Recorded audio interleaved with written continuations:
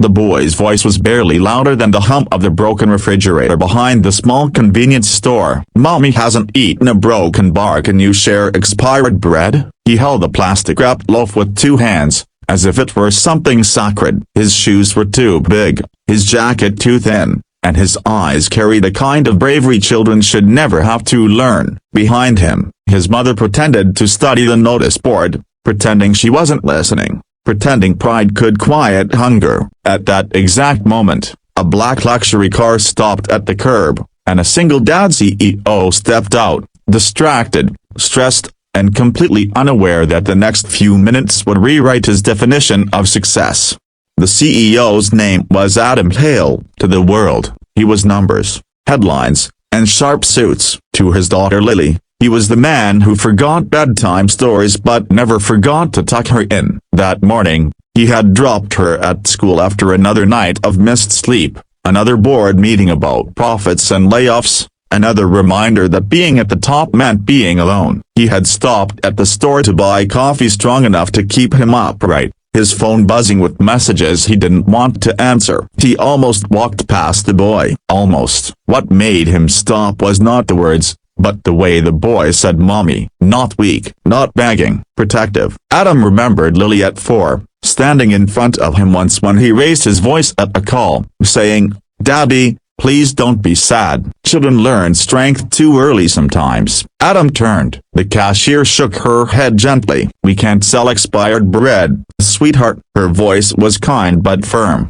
trained by rules she didn't make. The boy nodded like he expected it. He turned away without argument. That was when Adam spoke. "How much is it?" The cashier blinked. "Sir, it's expired." Adam reached into his wallet anyway. "Then charge me for something else." The boy froze. His mother spun around, embarrassment flooding her face. "No, we're fine," she said quickly, too quickly. Adam knelt to the boy's level. "Hey," he said softly, "what's your name?" "Eli," the boy whispered. "And your mom?" "She's tired," Eli said, simply. Adam bought the bread, fresh food, water, fruit, more than he intended. He handed the bag to Eli, who looked at his mother for permission before taking it. That look struck Adam harder than any boardroom argument. When Lily looked at him like that, it meant trust, and trust was fragile. They tried to leave, but Adam asked them to sit for a moment. He told himself it was just curiosity. That was a lie. He wanted to understand how a child could ask for expired bread like it was a reasonable thing. The mother,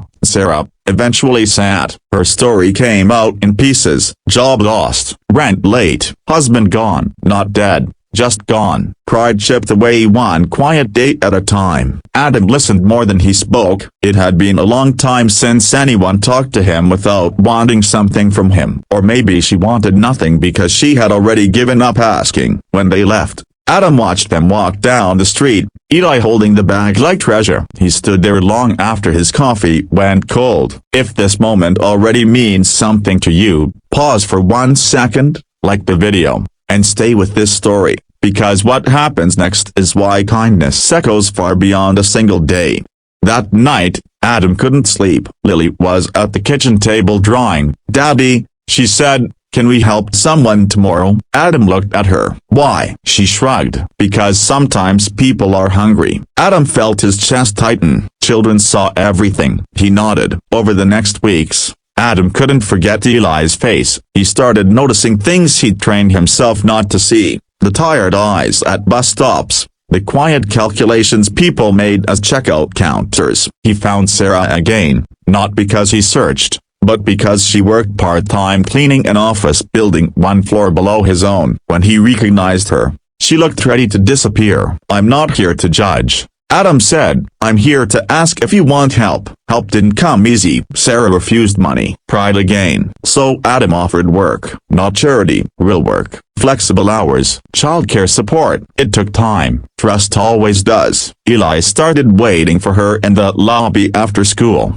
doing homework at the small table Adam asked to be placed there. Lily visited sometimes. The children became friends in the way only children can. Without labels, without fear. But life does not transform in a straight line. Adam's company faced a scandal. Investors pulled out. Layoffs were proposed. Adam sat alone in his office one night, staring at spreadsheets, wondering how close success always lived to collapse. He thought of Sarah, terrified of losing work again. He thought of Eli asking for expired bread. He thought of Lily asking to help someone tomorrow. At the emergency board meeting, Adam made a choice that shocked everyone. He cut executive bonuses, including his own, redirected funds, and launched a community employment program through the company, not as a publicity stunt, but as policy. Profit that starves people is failure, he said. Some called him naive, some called him reckless. The headlines were brutal. The stock dipped. Adam went home exhausted,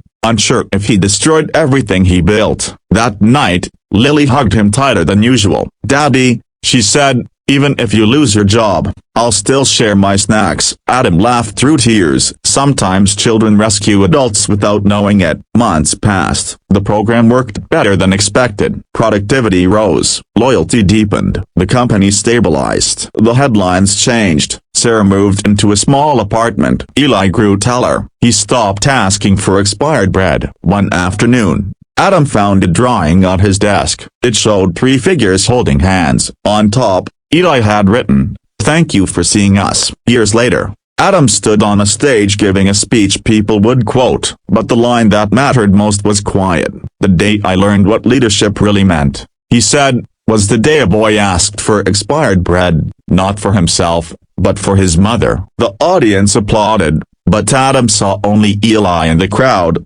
waving, confident, unafraid.